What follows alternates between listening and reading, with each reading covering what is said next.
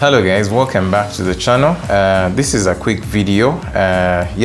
So in the previous video we talked about how I set my 6D Mark II for photos, and you guys, so in case you didn't watch that video, please check it right here. Just check it right there. But in today's video, all I want to do is share with you guys my quick settings to shooting those cinematic kind of videos. So yeah, let's dive straight into this. If we press here, as you can see, the quick menu. I like to use this quick menu because it makes things a lot quicker for the most part. But then, yeah, we can always dive into further settings. So this is the focusing style here, method of focusing. It depends on what you're shooting. The live tracking here is quite of an advantage, especially if you want to shoot people, faces of people. You might want to leave your camera onto this because it will help to track faces. If it picks up a face, it will try to track it throughout, and that is quite a bit of an advantage, so that you don't have to stress and worry much about having focus onto people. But also you can go with this live 1.AF. yeah, if maybe you're doing groups of people or things like that, maybe this can then be the option that you go with. Sorry about that. Now let's go to the size, to the movie size. The movie size here is the movie size here we have HD. Sorry about that. The movie size here we have HD, which is 720. I don't think you want to actually go and use that. We have HD 720 with 60 frames per second FPS. But here we go into full HD. So my recommendation for you guys would be always shoot full HD. Why? Because this is the highest this camera will offer you. And why not take that? So full HD, 24 frames. This is a very, very good setting. It is a cinematic style of setting. If you're shooting, let's say interviews, or even things that have action, you can actually do 24 frames. But the only downside to shooting 24 frames is that you cannot slow it down, because it's already at the lowest frames possible. Some of you guys make a mistake. You're shooting at 24 frames and then you want to do slow motion. No way, you can't do that with 24 frames. If you want to do slow motion, come all the way here and shoot full HD at 59.94 FPS, which is the 60 frames. Okay, that is very important, because here you can slow down your footage at least up to 40%, so you have that decent slow motion. You also have 30 frames, which is also okay if you're shooting like weddings. 30 frames is actually also okay, but 30 frames is mostly for like news, commercials and things like that. But if you need an in-depth study on frame rates, you should go watch another video on YouTube that talks about frames and when to apply them. But general rule of thumb is if you want to slow down your footage, always go for the higher frame rates. In this case, 60 frames here, which is represented by 59.94 FPS. But if you're doing like interviews, stock head videos, like now this video, I'm shooting it at 24 frames. This particular video is at 24 frames. Why? Because there's no slow motion required here. Right. So, but again, I warn you, never shoot HD. This is so deadly, because the resolution here is too low. It doesn't look pleasing to the eyes at all. Yeah, so the other thing you want to do on this camera is movie digital IS. You want to turn it on, at least to enable it.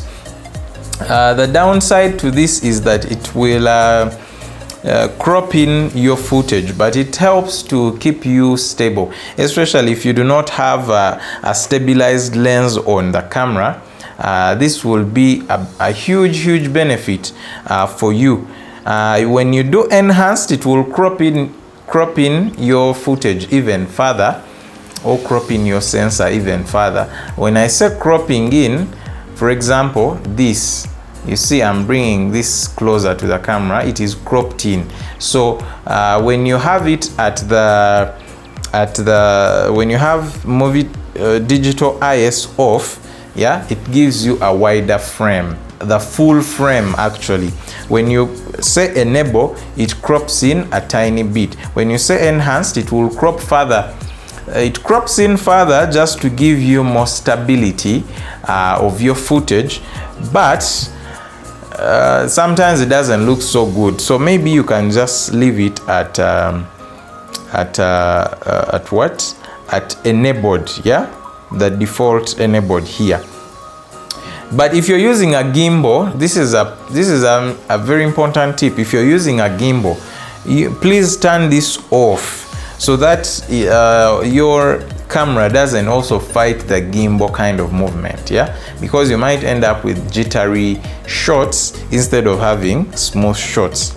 So I would recommend to have your movie digital IS off when you're using a gimbal, because you want to have also the widest possible shot. You know, you want to use your whole sensor, your whole frame. Yeah, but if you're doing handheld, go ahead and use this digital movie IS. Okay, let's go to the temperature. The temperature, I like to set my temperature as default 5000, but this is completely subjective. It depends on your kind of situation. But yeah, 5000 for me is warm enough, and it's my default. That's my personal preference. But you can always change that. And also here for picture style, I shoot standard, and then I will go inside this standard and put this contrast to the lowest. Yeah, I turn it to the lowest possible. Yeah, and then the sharpness, now this one is also subjective. The sharpness is subjective. You can either turn it you can turn the sharpness down,